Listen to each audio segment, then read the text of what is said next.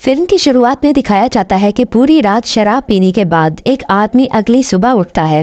उसके सर में शदीद दर्द हो रहा होता है। वो अपनी साइड में देखकर डर जाता है क्योंकि एक मरा हुआ चूहा बिल्कुल उसके साथ ही पड़ा होता है। कुछ होश आने पर उसे एहसास होता है कि वो तिजोरी जैसे एक कमरे में बंद है। वहाँ एक लोहे का दरवाजा और एक अलमारी है। बहुत सारी मक्खियाँ उसके आसपास बिनबिना रही थीं। कुछ मक्खियाँ उस मरे हुए चूहे को भी खा रही थीं। उसने घड़ी पर वक्त देखा तो सुबह के 9 बज रहे थे। उसने लोहे का दरवाजा खोलने की कोशिश की लेकिन नहीं खुला। तंग आकर उसने चिल्लाना शुरू कर दिया लेकिन बाहर से कोई जवाब नहीं मिला। उसे समझ नहीं आ रही थी कि वो इस कमरे में कब और कैसे पहुंचा। थोड़ी देर बाद उसने अपने पेट में कुछ प्रेशर महसूस किया और अब उसे वॉशरूम जाना था। उसे लग रहा था कि उसके साथ किसी ने मजाक किया है। इसके ख्याल में ये काम फ्लेचर नामी एक आदमी का है जो इसके साथ काम करता है। इसने मजाक में कहा कि वो बाहर आते ही इसे नौकरी से निकाल देगा, लेकिन बाहर से फिर भी कोई जवाब नहीं आया। उसने अपनी जेब से मोबाइल निकाला और फ्लेचर को फोन किया,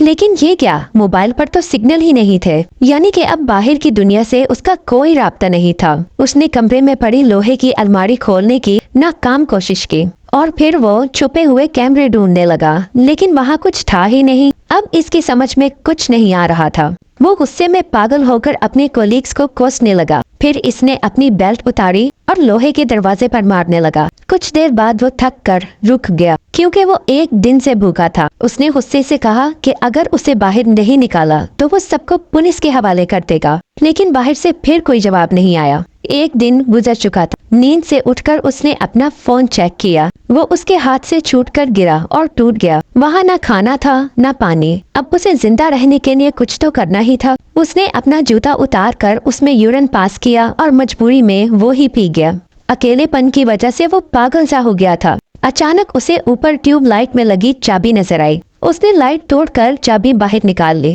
उस चाबी की मदद से अलमारी खुल गई, जिसमें से ऑक्सीजन के 2 कैन और हथौड़े जैसे कुछ औजार मिले। उसने औजारों की मदद से लोहे का दरवाजा तोड़ने की कोशिश की, लेकिन दरवाजा टस से मस न हुआ। वो वेल्डिंग मशीन से दरवाजे को जलाने लगा, लेकिन उसे उसका इस्तेमाल नहीं करना आता था। वेल्डिंग गन की आग देखकर उसे एक आइडिया आया। उसने आग का इस्तेमाल करके फायर अलार्म को ट्रिगर करने का सोचा, जिससे उसे थोड़ा पानी मिल जाए, लेकिन वो अलार्म भी नकली निकला। इसके बाद उसने फिर से दरवाजे को तोड़ने की कोशिश की, लेकिन कोई फायदा ना हुआ।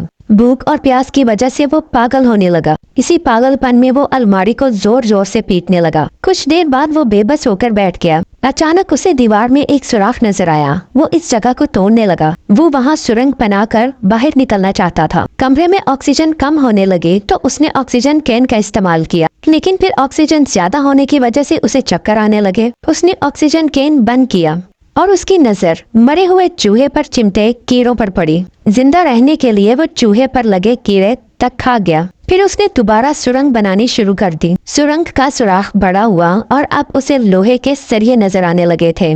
उसने वेल्डिंग गन की मदद से सरिये काटे और दीवार को तोड़ता रहा। अब सुरंग से रोशनी आ रही थी और वो खुश हो गया। अब सुराख इतना बड़ा हो गया था कि वो दूसरी तरफ जा सके, लेकिन जैसे ही वो दूसरी तरफ पहुंचा, इसके पैरों के नीचे से जमीन निकल गई। वो बाहर की दुनिया में नहीं बल्कि वैसे ही एक और कमरे में आ चुका था। उसकी सारी मेहनत पर पानी फिर गया था। वो एक बार फिर लोहे का दरवाजा पीटने लगा। फिर बेबस होकर उसने इधर उधर देखा और कमरे के कोने में उसे एक लाल रंग का ताबूत नजर आया। उसने ताबूत का ढक्कन हटाया तो अंदर एक खूबसूरत लड़की को देखकर हैरान रह गया। वो जिंदा लग रही थी, लेकिन शायद गहरी नींद में सो रही थी। आदमी ने उसे जगाया तो वो हड़बड़ा कर उठ गई। उसने उससे बात करने की कोशिश की तो पता चला कि वो एक दूसरे की जुबान नहीं जानते। वो लड़की डर कर पुराने कमरे में जाकर छुप गई। वो आदमी बेहद थक चुका था। वो उसी ताबूत में लेटकर सो गया। लेकिन आधी रात को उस डरी हुई लड़की ने उसे जग और सुरंग का काम जारी रखने का इशारा किया, लेकिन भूख प्यास की वजह से वो बेहद थक चुका था और उसके हाथ पर भी चोट लग चुकी थी और अब वो आराम करना चाहता था। उस लड़की ने औजार से खुद ही सुरंग खोदनी शुरू कर दी, लेकिन ये बहुत मुश्किल काम था। थोड़ी देर बाद उसे महसूस हुआ कि उसे वॉशरूम जाना है और वो दूसरे कमरे की तरफ भागे, लेकिन आदमी ने उसे वहीं रोक लिया और इशारे से कुछ समझाने लगा। वो समझा रहा था कि उसने 3 दिन से पानी नहीं पिया। थोड़ा हिचकिचाते हुए लड़की ने उसके जूते में ही यूरिन पास कर दिया और अपनी जान बचाने के लिए आदमी को ये काम भी करना पड़ा। लड़की उसकी जुबान तो नहीं जानती थी, लेकिन वो समझ गई थी कि यहाँ जिंदा रहने के लिए क्या करना पड़ेगा। आदमी उसे कीड़े खाने भी सिखाने लगा, लेकिन लड़की ने साफ मना कर दिया। उसके बाद आदमी फिर से दीवार में सुराख करने की कोशिश करने लगा, लेकिन कोई खास फायदा न हुआ। ये देखकर लड़की मायूस होकर रोने लगी तो आदमी ने गाना गाकर उसे चुप करवाया। वो भी उसके साथ गाने लगी और फिर अचानक आदमी के हाथ पर हथौड़ा लग गया और लड़की ने फौरन अपने सर का कपड़ा उसके हाथ पर बांध दिया। अब इनमें दोस्ती हो रही थी और वो दोनों इकट्ठे दीवार तोड़ने का काम करने लगे। अचानक लोहे के दरवाजे का ताला घूमने लगा। वो दोनों दरवाजे की तरफ भागे, लेकिन ताला फिर से बंद हो गया। काफी देर कोशिश करने के बाद उन्हें समझ आया कि जब तक वो दरवाजे की तरफ पुष्ट करके खड़े रहेंगे, ताला खुलता रहेगा। आहिस्ता आहिस्ता वो पुष्ट करके दरवाजे के करीब पहुँचे और दरवाजा खुल गया। फिर वो दोनों तीसरे कमरे में पहुँचे। बदकिस्मती से ये भी वैसा ही कमरा था, जिसमें एक ताबूत पड़ा था और वैसा ही एक लोहे का दरवाजा। लड़की पिछले कमरे से सारे औजार उठाकर ले आई और उन्होंने दरवाजा खोलने की कोशिश की, लेकिन वो कुछ भी करते दरवाजा बंद ही रहता। वो मायूस हो चुके थे। आदमी के जिस्म में बिल्कुल भी हिम्मत नहीं बची थी और वो चक्कर खाकर गिर पड़ा। लड़की अभी भी ठीक थी, क्योंकि उसने इतना काम नहीं किया था। आदमी को बुखार होने लगा और उसे एहसास होने लगा कि उन्हें कैद करने वाला आखिर क्या चाहता है। आदमी को लगने लगा कि कैद करने वाला उन्हें एक दूसरे का कत्ल करते हुए देखना चाहता है। बाहर निकलने के लिए किसी एक को मरना पड़ेगा। कमरे में रखा ताबूत किसी एक की मंजिल है। उसने सोचा कि वो लड़की को कत्ल कर दे, लेकिन वो ऐसा नहीं कर सका और अब वो खुद भी जिंदगी से मायूस हो चुका था और अब वो खुद ही ताबूत में लेटकर मौत का इंतजार करने लगा। लड़की उसे थप्पड़ मारकर जगाने की कोशिश करती रही, लेकिन कोई फायदा ना हुआ। लड़की ने उसे ताबूत से बाहर निकाल लिया और उसे जमीन पर लिटाकर सहलाने लगी।